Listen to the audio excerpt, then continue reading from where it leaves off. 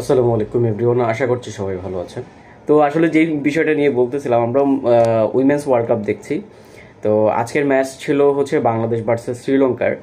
শ্রীলঙ্কা বেশি রান করতে পারে নাই, 204 রানে আটকে যায়। তাদের যদিও ভালো ব্যাটিং করছিল এবং অল্প ওভারেই তারা মোটামুটি ভালো রান করতেছিল, তো সেখান থেকেই হঠাৎ করে থামিয়ে দেয় বাংলাদেশ। এবং বাংলাদেশ খুব ভালো বল করে নিঃসন্দেহে। আমরা যখন কম্প্যারিজনে দেখছিলাম 131 ওভারে যখন বাংলাদেশ 107 রান সামথিং, তখন শ্রীলঙ্কা ছিল 173 রান। পরবর্তীতে আস্তে আস্তে যখন উইকেট পড়ে যায় তখন আর শ্রীলঙ্কা আগাতে পারেনি, 204 রানে অল আউট হয়েছে। এবং আমরা মোটামুটি একটা আশা রাখি যে বাংলাদেশ অনায়াসে ম্যাচটা জিতবে। যদিও অনায়াসে বলা ভুল হবে, যেহেতু উইমেন্স ক্রিকেট 204 রান বাংলাদেশের জন্য অনেক কিছু। এবং সেটা যদি অস্ট্রেলিয়া ইন্ডিয়ার কথা বলতাম তাহলে হচ্ছে যে অনায়াসে জিততে পারতো। যাই হোক, আমরা মোটামুটি আশা রাখছিলাম যে 204 রানে অন্তত বাংলাদেশ জিতবে। তো সেখান থেকে বাংলাদেশ জেতার জন্যই খেলছে এবং শেষ অবধি একদম 2 ওভার আগে অবধি আমরা ধরে নিয়েছিলাম যে বাংলাদেশই ম্যাচটা জিতে গেছে এবং অনায়াসে, মানে খুব ইজিলি স্মুথলি খেলে জিতে গেছে।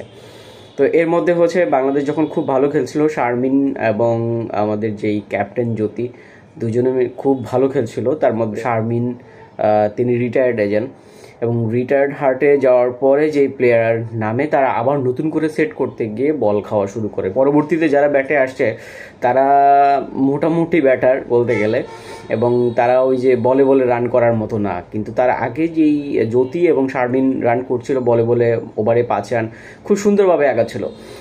তবে একটা জিনিস আমি মনে করি যে ভুল আছে বাংলাদেশের এই ম্যাচ হারার পেছনে। কারণ আমরা যখন বাংলাদেশ পুরুষ ক্রিকেটের খেলা দেখতাম, ম্যানস খেলা দেখতাম, তখন দেখতাম যে বাংলাদেশের আসলে শুরুর দিকে সম্ভবত 10-12 দিকেও এরকমটাই ছিল যে যখন ম্যাচটা অনায়াসে জিততে পারে, সেখানে যদি 50 ওভারে রানের টার্গেট থাকে হচ্ছে 200 রান, তাই বাংলাদেশ ওই 4 করে যে রান করতে হবে সেই চিন্তাধারা মাথায় রেখে তারপরে রান করতো এবং খেলাটাকে একদম শেষ অবধি গড়ায় নিত। শেষ ওভার অবধি যখন গড়াইতো তখন শেষের দিকে একটা নার্ভ, একটা চাপ ফিল করে। তো ওই চাপটা অনেক নিতে পারে না, তখন দাবদাব উইকেট পড়ে যায় এবং শেষ ওভারে 6 রান লাগলেও সেটাও কঠিন হয়ে যায়। ওই যে 50 ওভার খেলতে হবে, যেহেতু আমাদের রানের চাপ নাই, আস্তে আস্তে খেলি, ওইরকমভাবে কোনো সময় আমি বড় টিমগুলোকে খেলতে দেখিনি, যেটা বাংলাদেশ টাইগার ম্যানস খেলতো। তো এটা নিয়ে একটা সময় আমরা বিরক্ত হইতাম যে আসলে শেষ ওভার অবধি ম্যাচ কেন টেনে নেওয়া হয়। এবং শেষে আমরা দেখছি ইন্ডিয়ার সাথে মাত্র 2 রান মাহমুদুল্লাহ মুশফিকের মতো ব্যাটাররা নিতে পারে নাই, কারণ নার্ভ কন্ট্রোল করতে পারে নাই। তো এটা মেন্স ক্রিকেটে অনেক হয়েছে এবং তাদের অনুসারী বলতে গেলে আমাদের যে উইমেন্স ক্রিকেট সেটাও সেম। আগে আগে যদি সিদ্ধান্ত নেওয়া যায় তাহলে পরে এত ঝামেলায় পড়তে হয় না। যদি আগে 2টা উইকেটও পড়ে যাইতো অসুবিধা হইতো না, আর পরের উইকেটটা আইসা আস্তে আস্তে সিঙ্গেল নিয়ে খেলতে পারতো।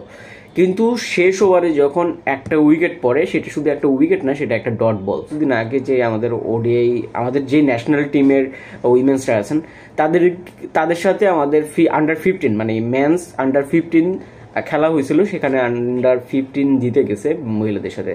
তো এটা আসলে লজ্জার কিছু না, আমি মনে করি যে এটা আসলে কন্টিনিউ করা উচিত।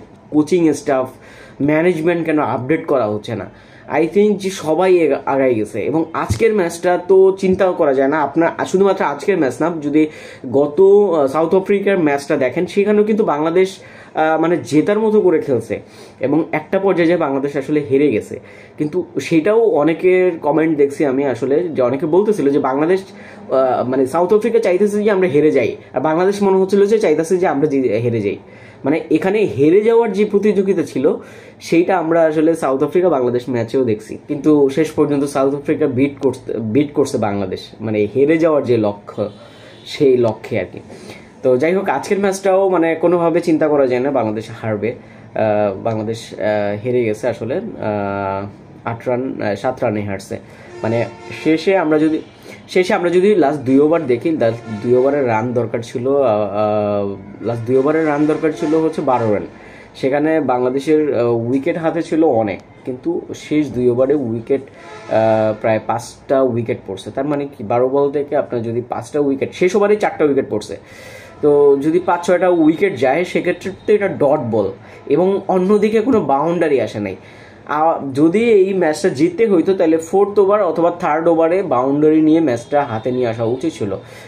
বাংলাদেশের এখন অব্দি উইমেন্স ক্রিকেটে এরকম ফিনিশার হয় না যে শেষ ওভারে ম্যাচ জিতে আনবে। সো সবসময় আমাদের 2-3 ওভার আগে ভাবতে হবে, উইকেট থাকুক আর না থাকুক আমরা আমাদের ক্লোজিংটা 2-3 ওভার আগে করব। যদি এরকম পর্যায়ে হয়, যদি এখানে 300 রান হইতো তাইলে হয়তো বুঝতাম যে না এখানে 300 রান হয়েছে, এখানে শেষ ওভার অবধি ম্যাচ গড়াবেই যত ভালো খেলো। কিন্তু এখানে 204 রান রিল্যাক্সে খেলো, বাট শেষ ওভার অবধি কেন ভাই?